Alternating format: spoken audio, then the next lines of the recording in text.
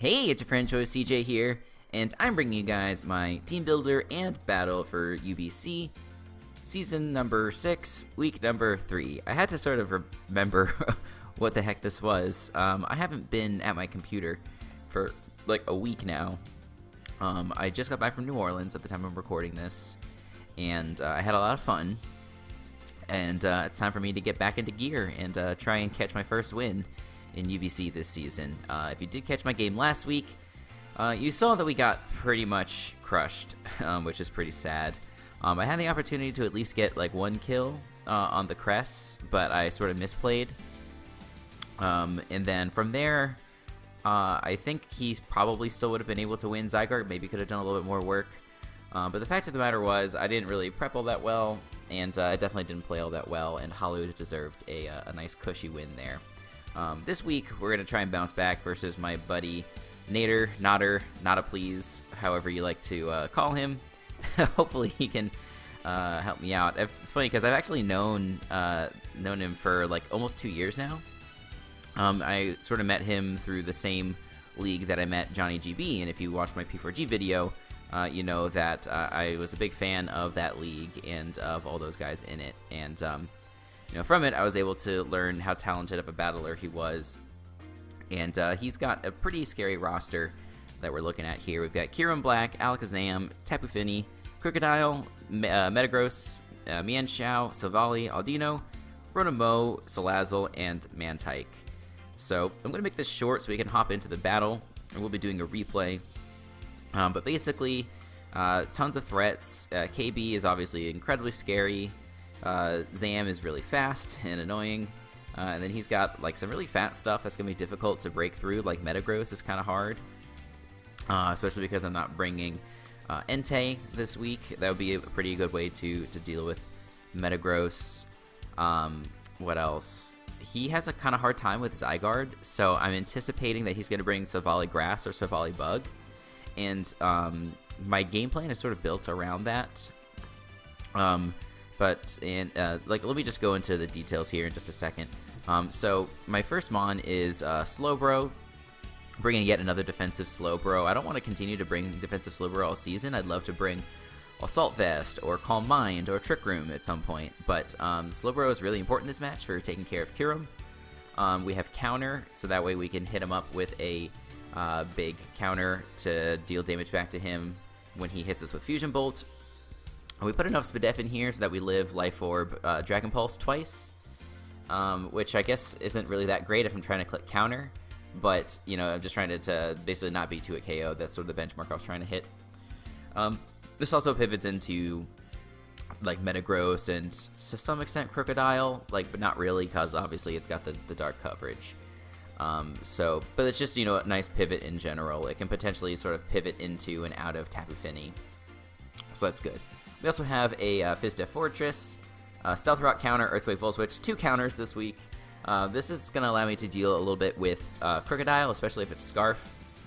Scarf Moxie is definitely scary with Earthquake, but because we have such a big defense stat, we can deal with that somewhat well. And again, actually I think the better move on this guy might be Revenge. I think we're going to go with Revenge, because this becomes 120 base power, and that allows me to bop that thing really hard. We don't get Revenge on this mon, do we? I don't think we do, and even if we did, it wouldn't be like that strong. No Revenge, just counter, so no problem. But Revenge is a bit cheekier. It could do a little bit of damage to like a choice-locked Kyurem if he decides to spam Dragon Claw or something like that, but mostly there for Crocodile. Earthquake is there for Metagross and stuff like that, because Metagross is very annoying for my team, and then Volt Switch just for momentum.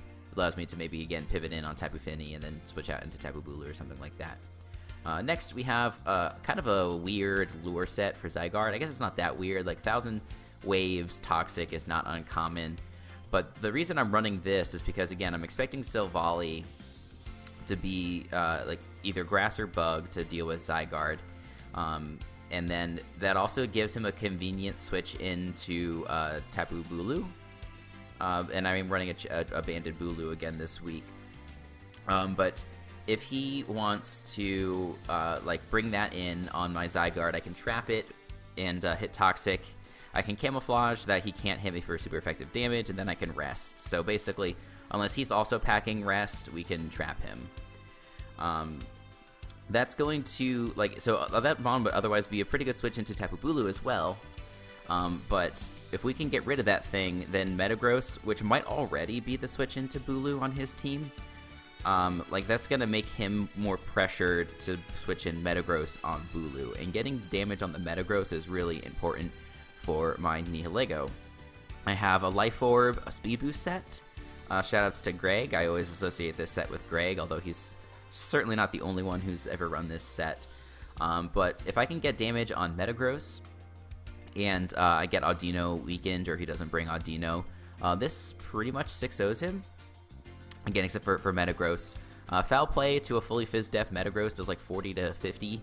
So if I can just get him in range of that, then Foul Play will kill. And if he's like an Adamant 252 Metagross, and he's got Bullet Punch, sorry, like my brain is not working properly. If he's that set, then we do survive a Bullet Punch after rocks and 1 round of Life Orb Recoil, so we can survive for at least that long. And then, but, you know, hopefully he's not going to be Adamant because he needs to bring defensive to deal with stuff like Bulu. So that's the plan, like, kind of use these two to pave the way for a Nihilego sweep at the end. Because he just doesn't have good resistances to this Mon besides Metagross. And so that's the last, that's the Mon there. My last Mon is Hawlucha. We're bringing a Scarf set. The reason being, I want something that can revenge kill Zam, that can revenge kill Scarf Kyurem, that can revenge kill Scarf Crocodile. There's a decent chance, actually, that it doesn't bring Crocodile, at least not Scarf, because it's total bait for Swords Dance, Grassy Seed, Hawlucha. But we'll have to see. But yeah, this like outspeeds everything on his team. It outspeeds Salazzle, blah, blah, blah. So it's just very, very safe for me. And like seeing this, he's probably going to be expecting it to be a Grassy Seed set. So like maybe it'll catch him a little bit off guard. Like, yeah, I don't really know what he has for Grassy Seed, Hawlucha, besides like a bulky Finny. So we'll have to see how that goes. So anyway, that's the team. It's been a little bit too long, so let's just hop right on into the battle. Alright, here is the battle. As you can see, Nader has brought Tapu Fini, Mega Alakazam, Kyurem Black, Crocodile, Metagross, and Rotom-Mow. So right off the bat, I don't see the Silvally that I was describing in the team builder part. So Zygarde could have been potentially really threatening. Like, I'm not sure. I guess maybe he has like Sugar Berry on Metagross or something. And that could be the way to deal with it. Like a bulky Finny also deals relatively well with Zygarde, but that gives me a fairly good switch into my Bulu. And also like Slowbro, I guess, sort of pivots in on it if needed. And so that's pretty interesting. Kyurem obviously is really scary, but I do have my Slowbro. If I can just get damage onto the Metagross like I had described, I do think that my Nihilegos can be in a really good position to win. I probably need a little bit of damage on Zam as well. I'm not sure if any of my moves can actually one-shot that. Let me click this real quick and look. No, I need about 30% on Zam somehow, so that might be easier said than done. We'll have to figure that out as we go. But I'm going to lead with my Zygarde just because I'm expecting that, like, no matter what he leads with, it should bait in the Finny, which gives me an easy switch into Bulu, and then I can start weakening the Metagross like I had planned. So let's go ahead and click play, and he does lead with his Crook, and he does show the Intimidate, so this is probably some sort of defensive Crook. I do go into my Bulu as he just goes for his rocks, so that makes sense. You know, I am not thrilled that he got up rocks, but you know, he could probably take one of any hit that I was going for since I was intimidated. I didn't really have a super effective move. I guess I could have hit super power to do damage to him. But more or less, this is the position I wanted to be in. I'm expecting the Metagross to come in, so I am going to go ahead and click the Mega Horn, and we are going to connect. And as you see, that does like 34%. So I can double check here, but I'm pretty sure this means this is a fully Fizz-Def Metagross. Yeah, that is fully Fizz-Def. And he doesn't show any leftovers or anything. He just gets cured by the grassy terrain. So again, it could very well be Sugar Berry as a means of protecting himself from Zygarde. So from here, it's kind of a tricky situation, like, because I don't have a ton of great switch-ins to this thing. So I'm pretty sure, yeah, I do go into Fortress as he makes a double into his Kyurem. And so I do have my Slowbro as my switch into this thing, and I do get back to full health with the grassy terrain, which is pretty nice. Going to Slowbro, and as you're going to see, he does anticipate this going for Fusion Bolt. And it does 25%, so this, to me, means he doesn't actually have full attack investment, so he might have more special attack investment. I make kind of a bad play here. He goes for Gigavolt Havoc, and he does score crit. I don't think the crit actually mattered, but I didn't check. I guess I can look, but I think all I'm going to do is make myself sad if I check. But I highly doubt that it mattered. Yeah, so it would have done like 80% minimum to me, so not at all sad about the crit. But I should have scouted this. I could have pretty easily gone into like anything else, like probably Fortress, I guess would have made sense, because like he could have maybe tried to click a dragon move or something, or hit him, or just whatever. Like Fortress would take the Gigavolt Havoc pretty well. So that's my bad. Like it was pretty obvious that Gigavolt Havoc would be brought. I've brought Gigavolt Havoc Kyurem versus Slowbro teams in the past, so I should have expected that. But that's what happens when you prep in 10 minutes or so. But I digress. I don't mean to make excuses. So I do have my Halucha that can come in here and threaten this thing out.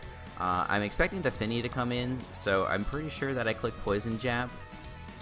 I click U-turn. I mean, it's kind of the same thing. Like, you're expecting his switch out, so I go for the U-turn.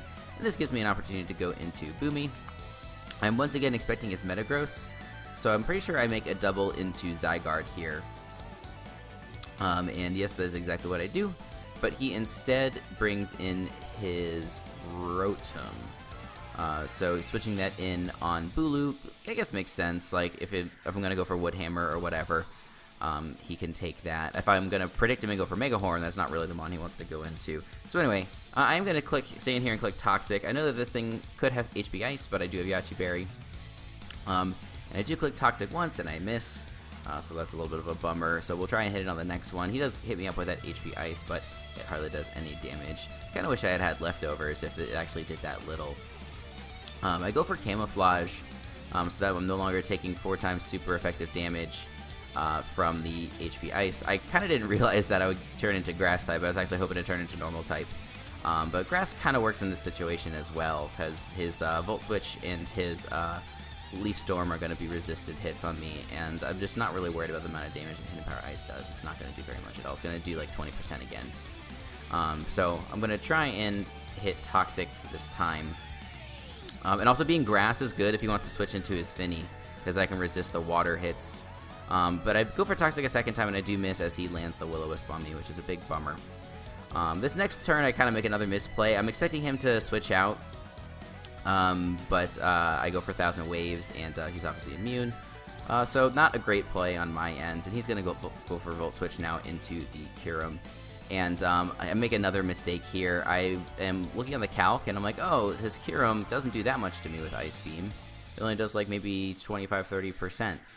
But I calced it wrong. Like, I still have my Yachi Berry on the calc, and then I also like didn't take into account that this thing is a fully special attack invested Kyurem. So I launch a Toxic after I take a huge amount of damage from Ice Beam. So this was really dumb. I mean, it's not like I had another switch in, really. Like, anything I switch into gets 2 KO'd.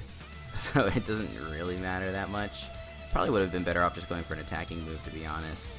I could have gone for, no, even if I had gone for Camouflage, turned to Normal type, and then tried to go for a Rest, it wouldn't have made a big difference. So as it is, my Zygarde is pretty much worthless. And I'm going to just try and do some pivoting around here as he goes for the Ice Beam on the Fortress. I'm 100% expecting the Hidden Power Fire, and so I hate to go into my Nihilego, but I feel like it's the only play that I have right now. And so we do take that pretty well. He's going to drop to a fairly low amount of HP, which is nice. So again, like, this is a tricky situation. I'm expecting his Metagross to come in, so I want to click Foul Play. Foul Play actually puts me in a really nice position to potentially get up a speed boost and get some good damage off on his team. But he instead goes into the Crook, and Crook doesn't really care too much about this Foul Play. It only takes like 15%. I found out later this is a Spadef Crook, and it really makes sense. Like, the Metagross is too pressured by the Zygarde and the Bulu. Well, not the Zygarde. Like, if it's Shuka Berry, then yeah, it's pressured by Zygarde. Otherwise, it's obviously not a switch into it. But he wants to preserve that for Bulu. And he can also drink one hit from Hawlucha. So the Spadef Crook made a lot of sense. I didn't anticipate that. That was good prep on his end. But here, like, I don't really want to switch in anything on a knockoff. But my choice is to go into Bulu, and we're going to take that knockoff. Obviously, it's not going to do a lot of damage to us, and we're going to get some recovery from our grassy terrain. And we're just going to click Mega Horn here. Like, nothing on his team really appreciates it, and we are going to be able to 2-hit KO this Rotom with the Mega Horn, which is really nice. So, sacking this thing off. If this is like a Fizdef Rotom, I'm not sure. Like, I mean, I'm not saying it was like a weird bring. I was trying to think of like what members of my team it was good for. Like, I guess it's good for like Crawdaunt and stuff. So it makes sense, and like it's bulky enough that it can switch into Thousand Arrows once if needed. So anyway, Kyurem comes back in. Gotta sack a Mon, so I sack my Zygarde, which is definitely a bummer. But because this thing does go down, it gives me the opportunity to go into my Hawlucha and threaten this thing, which is nice. And I think this is the turn where I go for Poison Jab, whereas I went for U-turn on the last round. And I'm a little disappointed to see that this does 28% to Tapu Fini. So definitely a Fizdef Tapu Fini, which makes a lot of sense, again, for Zygarde. Go into Bulu because it doesn't really care too much about whatever Fini wants to do. And I can follow up with, I believe I go for another Mega Horn. No, actually, no, I make a double because I'm expecting either his Kyurem or his Metagross to come out.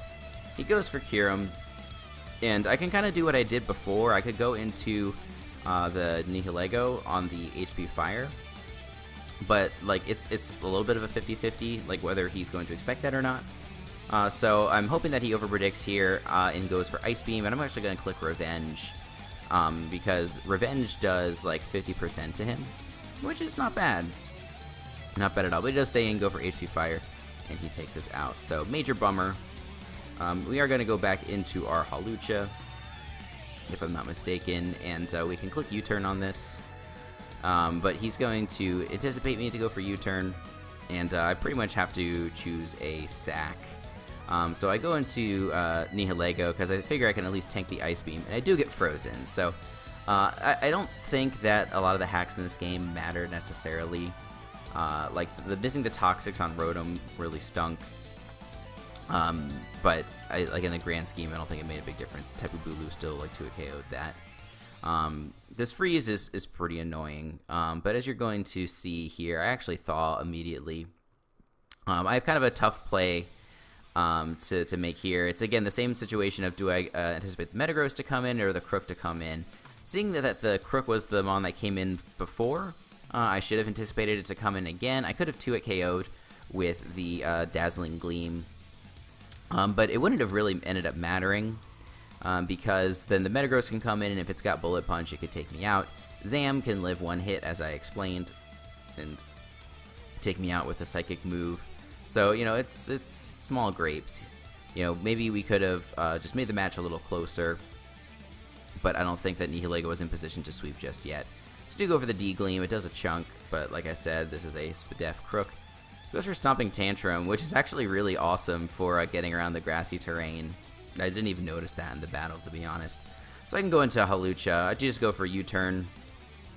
I could have gone for a high jump kick, but then that gives him a switch into Fini. I would go into my Bulu, and then he would probably double into Kyurem on that play.